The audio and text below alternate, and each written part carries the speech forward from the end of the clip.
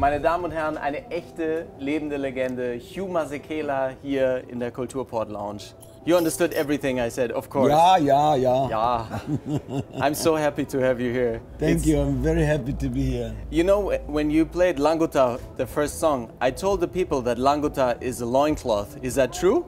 You told a completely different story. I was like, well, there's a difference between what you tell the people and the truth. You know? That's what I mean. But I'm not a politician, so I could tell the truth, or I want to know the truth. What is Languta? It doesn't matter anymore because the people believe both of us.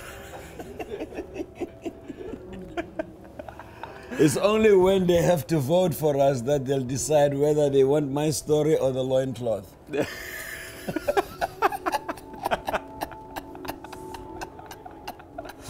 But I think stimula really means Coltrane, doesn't it? Yeah, no, it actually means steam engine. Steam engine. Yeah, steamela, or the train that's been pulled by the steam engine. You mentioned Miriam Makeba, and I have to something that I found under the table. I have. She's right here. No, but okay. Do you remember this? Of course. Now I found this when I was with Tina in New York. Tina from ELBJAZZ. We were in New York. Okay. And there was a guy on the street selling records. Well, and I've been looking for this for so long. What's funny is that the man who owns the rights to it now, Eric Abrams, sought me out, and we have a theater company in South Africa with James Nobo and Xoliswa. They both run like the Johannesburg theaters now.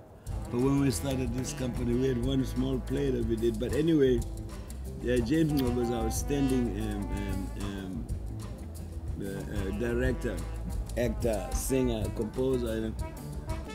And this guy sought him out because he's just an amazing theater director. He said, I'm looking for Masekela. If you can find me Masekela, you and him should do this show again, King Kong. Wow. And he built the Athol Fugard Theater in Cape Town.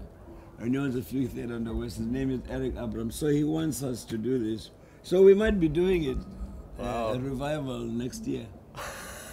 Amazing. What else you got under the table? See? Okay. That's what Abraham Lincoln really looked like.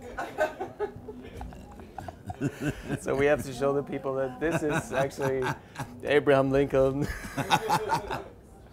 You know, we did this as a live album in 1967. No, not a live album. We were live in the studio. This is, with Big Black and... Yeah. And I'm looking at the picture. I've been trying to get like this again. I've given up. It's a good thing you can still dance like that. I dance better now than I was too light then to dance like this. I would have fallen over. But this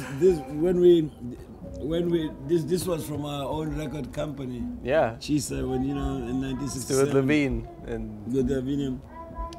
So the distributors sent it back. They said like the cover is like, first of all, disrespectful to the USA. Yeah, they said to the United States of America and to the memory of their first president. You know, I said, but he came up with emancipation. They said, well, so we had to change it. And we said, okay, well, what kind of cover would you suggest? So they had a cover of a European girl running through the fields in a mini skirt, in a mini dress. And I said, come on, let's bring back Lincoln. After a year, they brought it back, but it's a collector's item now. There's something. I mean, I'm laughing now, but it's really ridiculous how racist. At the time, it was like we couldn't believe it because we were like, "Are you kidding? If Lincoln was around, he'd love this." You know? Exactly. So what else you got? So like being with a magician. You know? Don't pull out a Ta-da! rabbit. Don't pull out a rabbit. That was the live record at the Village Gate. Yeah, at the Village Gate. I'm gonna tell you a funny thing because there's a guy called Tom Wilson who was the producer. Yeah, Tom Wilson produced like Bob Dylan and Simon and Garfunkel, Frank Zappa, all kinds. He was African American guy. And he came to listen to us, because I tried a couple of albums before.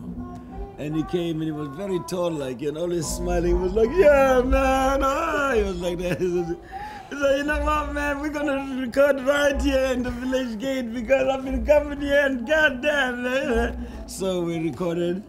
And then he said, what are we going to call the album? At the time, there was a movie called The Americanization of Emily. With I could have danced all night. What was it? Julie Andrews. Julie Andrews. Yeah, it's a big movie. So I said, let's call it the Americanization. And I said to him, you know, in the Tarzan movies, you know, the Africans in those movies, in the Hollywood movies, when they had Africans, they had their own African language. Ooga booga, umgawa. So I said, let's call it the Americanization of Ooga booga. And he loved it. He said, yeah, man, let's do that. And then he conceived this conversation.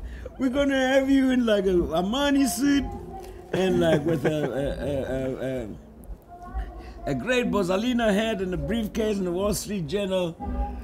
It looks like barefooted, man, barefooted. It looks like you're going to be falling into this hole in a minute. It's a little fish pond. Oh, okay. So it became very famous, this record. But everywhere I went, you know, the women used to come to me and be disappointed when, shit, you're wearing shoes now, man. You become so Americanized, you're wearing shoes. Which is something you said on stage. You said, like, you know, that's when the trouble started, is when we started wearing clothes. And So they were disappointed in me, and with the pretty girls, you know, they said, oh man, I thought I was going to meet an African, but real African, you wearing shoes? I tried to explain, no, it was just the cover we're playing. No, man, didn't you just come that day from...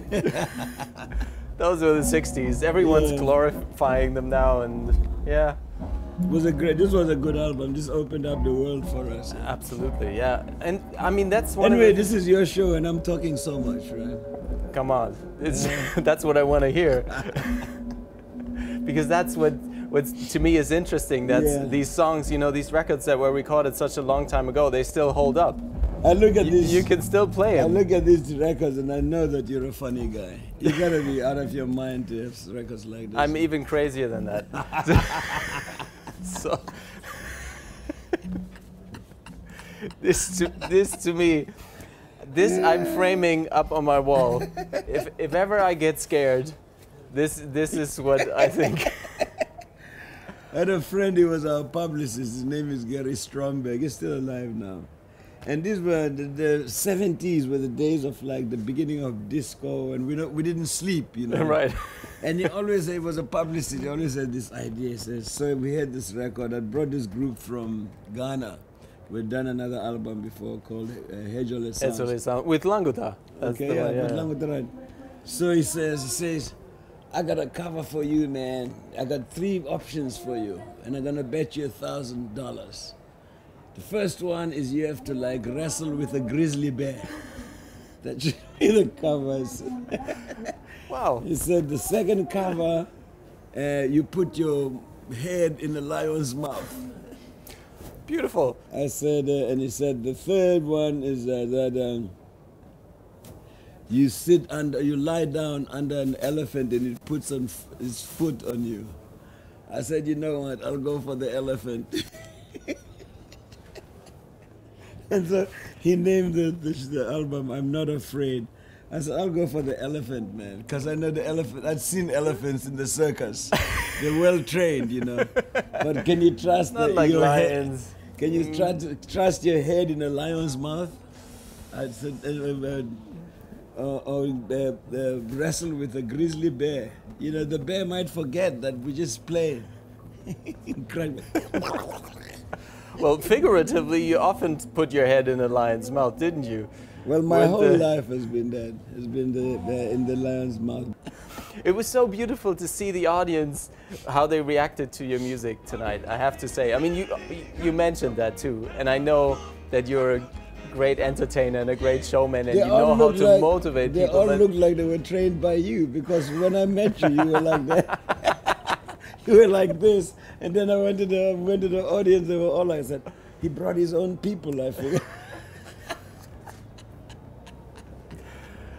Absolutely. It was a great vibe. They were all our people. It was a wonderful vibe. Wonderful vibe. Where are you going from here? Where are you? We're going to Helsinki tomorrow. Wow. We're playing there day after tomorrow, right? Yeah, Helsinki. And we're playing there on Sunday afternoon. Thank you so much for being welcome, here. man. It was just such a pleasure. It was a pleasure interviewing you today. Take care.